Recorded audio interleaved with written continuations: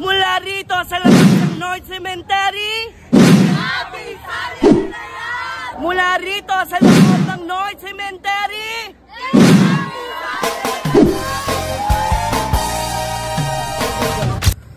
mula rito sa Pantay Piray Street, Barangay 76, si Abby Salienara!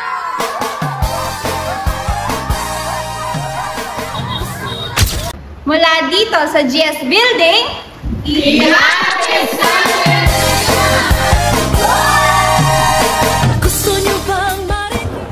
Hi mga kamama! Welcome sa Taste of Visayas Stories Through Slate. Ako si Belle and today kasama ko ang limang awesome friends na magdadala sa atin sa masala at makulay na journey sa Region 6 and 7. The heart and flavor of Visayas. Kayo ba kayo? Ngayon, let's start with Region 6, Western Visayas. Shaydel, ikaw muna. What's special about Aklan? So, hi Beth. So, Aklan is known as the home of Boracay. Pero beyond the beaches, grabe rin yung mga traditional beaches nila. First, we have the Falls. So, para siyang tinola pero cooked inside the bamboo tree or coconut shell. So, gamit nila dito yung native chicken, coconut water, lemongrass, and ginger. So, niluluto ito over gulay, kaya may smoky flavor. So, famous to kasi nagpapakita siya ng creativity ng Aklanos. Simple of ingredients, pero flavor. Next, we have the Imbarang Mali. So, chicken cooked with ubad or the banana cake. So, medyo earthy yung lasa niya dahil sa ubad at pinapakulot ito sa coconut cake. Ito yung go-to comfort food ng mga locals, lalo na kapag ito. And lastly, we have the tino. So, chicken wrap in banana juice with tomatoes, garlic, onions, and then ini-steam nila ito. So, para siyang sinigang, pero subtle and aromatic. So, sikat ito kasi healthy siya at walang mantika. And perfect to sa mga gusto ng light pero savory. Eh, di over sa sarap. O, sige. Ikaw naman. Sabi mo naman kami sa Antique. Hi, Valerie. Ang ganda mo, ah. Siyempre. Pero sure, dadalhin ko kayo sa Antique. So, welcome to Antique. So, it's a peaceful province where the mountains mean the sea. Isa sa iconic dishes nila ang KBL. You know what's KBL ba? Yes. Karyos, baboy, and langka. Wow. So, pinapakuluan ang figure keys, baboy at langka fruit, tapos nilalagyan ng batuan for that tangy flavor. And then, it's famous kasi unique yung soaring agent kasi hindi kalamansi o sampalo, hindi ba? And then, next is the linapuan. Ang light fish and vegetable soup, ginagamit nila for fresh fish, leafy greens, and a bit of salt and ginger. And it's simple, healthy, and shows how Antiqueños value freshness from sea to table. And the last one is Iyang Cake. A traditional rice cake na ginagawa sa mga bamboo molds, steam, and sikat ito sa fiestas kasi madali lang gawin pero festive ang presentation. Kasabog din sa sarap. Pinagpatanto. So, Irene, saan mo naman kami dalahin? Sabihin mo kung saan siya dalahin. Capiz, the seafood capital of the Philippines. So, una ang Tiwan, or Angel Beef Club. Rare ito at special kasi delicate ang beef. Niluluto lang siya sa butter and garlic, minsan grilled. Simple lang siya pero elegant, kaya naman tourist loves it kasi mahirap hanapin sa ibang lugar. Next naman ay ang talaba or oysters. So, it is usually served with fresh with vinegar or grilled over charcoal. Sikat ito kasi Capiz has clean waters, perfect for oyster farming. Fresh talaga, parang lasa ng dagat. And seafood kare-kare. So, their local is sour peanuts instead of beef na usual nating alam. Ito naman ay seafood like shrimp, crab, and shrimp ang gamit. So, the creamy peanut sauce with bagoong is heavenly. It's a coastal version of a classic saltfish representing creativity and adaptation.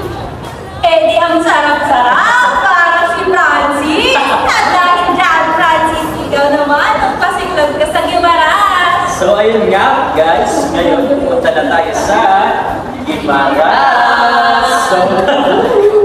So kapag Guimaras, unang pumapasok talaga sa isip ng lahat is mangga. Pero hindi lang basta mangga, Guimaras is internationally recognized for producing one of the sweetest mango varieties in the world, na certified pa ng Guinness at exported to countries like the US, Japan, and Australia. So, hindi nakakapagtaka na halos lahat ng pagkain dito sa Guimaras is may twist na mango. Pero bago tayo sa food, konting background muna. Ang Guimaras ay dating bahagi ng Iloilo bago maging full-fledged province noong 1992. Small pero mayaman ang Guimaras, both sa agriculture at kultura. May huge mango plantations maintained under strict agricultural standards, so bawal magpapasok ng ibang mango varieties sa isla para maiwasan yung mga pests at diseases. So, ibig sabihin, super protected yung mga mangga nila dito. So, meron din silang annual festival, which is the Manggahan Festival. So, ito ay sinaselebrate every May, and dito rin nagaganap yung Eat All You Can Mango event, cultural dances, agricultural shows, at mango-based competitions. Ang festival ay celebration hindi lang ng prutas, kundi yung identity ng Guimaras Nobs. So ngayon, pupunta na tayo sa mga iconic food ng Guimaras. First is the mango pizza. Kung hindi ka pa nakakakain ng mango pizza, siguradong magugulat ka.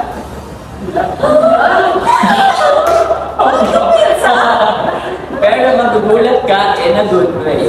Sisimula ito bilang tourism innovation sa Travis Monastery operated by monks who use local produce para makagawa ng unique pasalubong products. So, ang ingredients nito is fresh ripe Guimaras mangoes, mozzarella or yung quesong puti, cashews, and sweet savory glaze or olive oil. Ang lasa niya is combination ng sweet, salty, and nutty. Parang Hawaiian pizza pero more delicate and tropical. So, at dahil mango mismo ang bida, kita mo kung anong pinagmamalaki ng mga taga-Guimaras ang kanilang product. Second is the mango bibingka. Ito ay isang modern take sa Filipino classic. So, why it is special? Gumagamit sila dito ng locally milled rice flour, topped with mango puree and thin mango slices, baked in traditionally sa clay pot, kaya mas smoky aroma siya. Meron din siyang coconut creamer layer na nagbabalance ng sweetness. Next is yung mango jam and other mango preserves. Isa rin sa mga pinakakilala na produkto ng Guimaras is yung mango jam. And paano ito ginagawa is yung nagra-ripe sila ng mango and it is slowly cooked with sugar and calamansi until thick and glossy. Ang jam ay exported at ginagamit ng many bakeries and cafes around the Philippines. So, bakit nga ba siya nagmamatter culturally? It helps farmers during peak harvest and in-ensure na walang nasasayang na mangga and nakakapag-provide ito sa livelihood through processing industries and nare-represent na yung sustainable local economy. Siyempre, pinatunayan! Mr. Francis, napasarap siya! Este yung Guimaras! Siyempre, makakalimutan ba natin? Baka magtampo! The City of Love! Imbita mo na yung Iloilo! Cristel, ikaw na! Yes! Iloilo is literally the heart of the Philippines. Super rich in history, culture, and of course, food vibes. First up, Napas Bachol. Straight from Napas Market is like ultimate comfort food. Egg noodles, pork organs, crushed chicharon, garlic, and a steaming hot savory broth na pinakuluan ng bone broth for hours para super rich ang flavor. No wonder it's famous nationwide. Next, Pancit Molo. Dumpling soup filled with ground pork and shrimp wrapped in wonton. Para siyang Chinese-inspired pero Ilonggo way, representing the city's trading history while keeping close warm, cozy soup vibes. And last but definitely not the least, conceive a soup, a sour beef soup na parang live child ng sinigang at bulalo. With Bagwan as the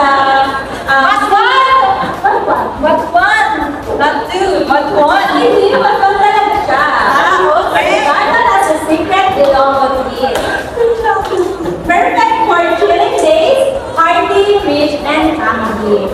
Wow! Grabe naman pala ang Western Visayas! Western Visayas pala ha! Busog na tayo. Kumapit kayo. Oh,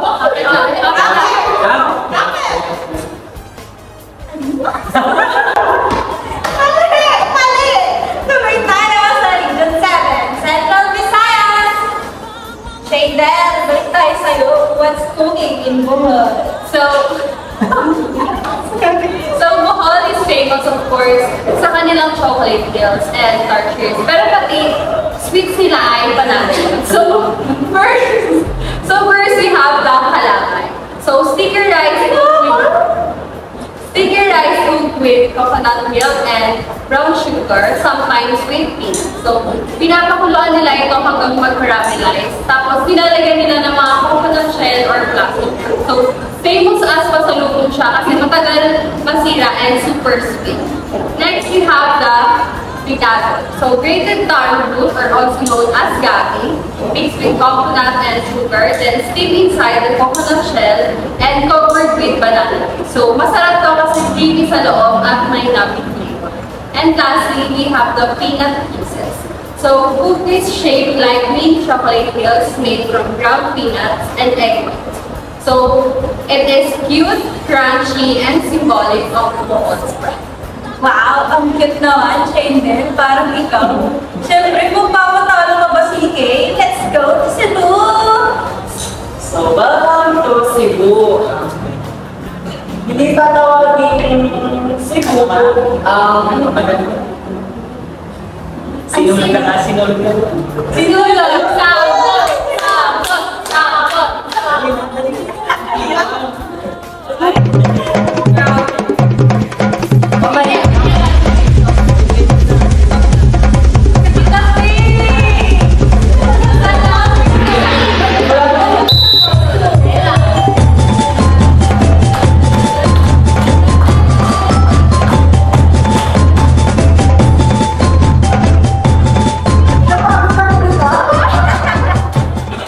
So let's talk about naman the Cebu, the Queen City of the South, known for history, beaches, and legendary food. So of course, hindi famous. Di ba naging famous ang Cebu without the lechon? So it's a whole roasted pig stuffed with lemongrass, garlic, and spices. Niluluto ko sa charcoal for hours, and kaya nagiging crispy yung skin niya and juicy meat. And then, it's a famous nationwide. Even Anthony Bourdain called it the best pig ever. Parang may naaalala sa Anthony. Tigilan na yun. Kaya pa mo dito. Oh, wow. Dibati niya. So next naman is yung danggit. The sun-dried rabbit fish, and usually it is fried until crispy and paired with vinegar and rice, and a classic Cebuano breakfast. So gusto talaga siya sa mga Cebuano o with breakfast. And then sikat siya kasi madaling talgin at pasalubong. So siguro kahit ako, mag-umuwi ako dahil papasalubong ako. Siyempre ka Siyempre siya ay kahit nagkako. Try it. And then lastly is yung puso rice. Rice wrapped in with coconut leaves shaped like steamed in bundles, perfect partner sa lechon. Okay. Pagbubuo na ako ng Sige, magpupa na. Kasi parang queen na queen siya, no? Sa Cebu. O, Irene, ikaw, pasambal ka ba dyan? Dali mo kami sa Negros Oriental. Sure! So, Negros Oriental, home of Dumaguete. So, una ay ang Good Kabog. Kabog?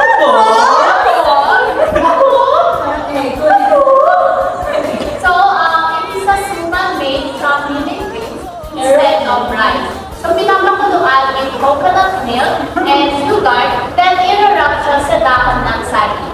So, it is soft and slightly raw.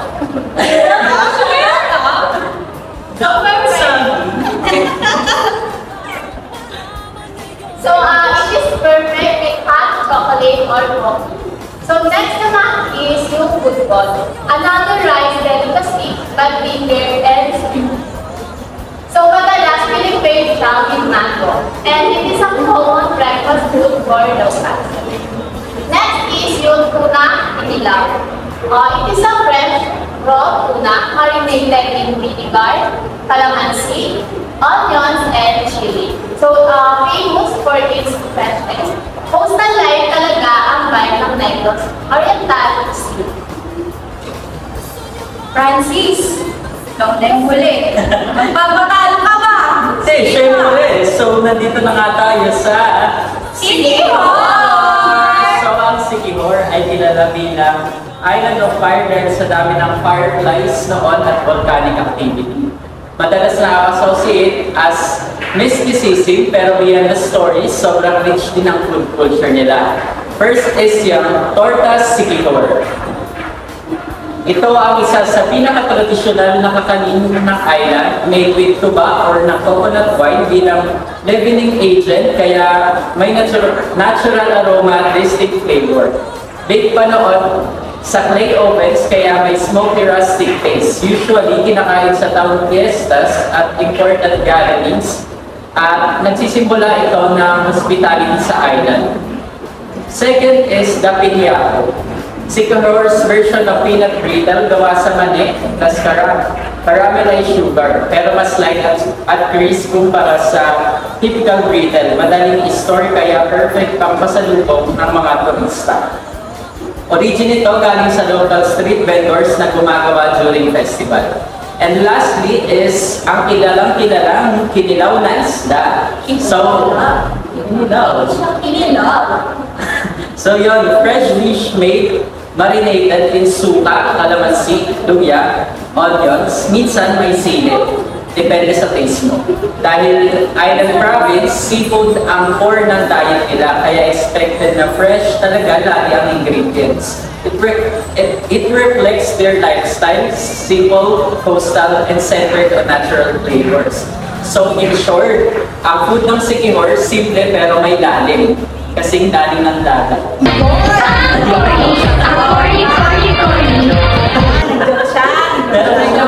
So ayun, malalim and puno ng kwento at tradisyon. Lasa mo talaga yung identity ng Siquijor sa bawat kata.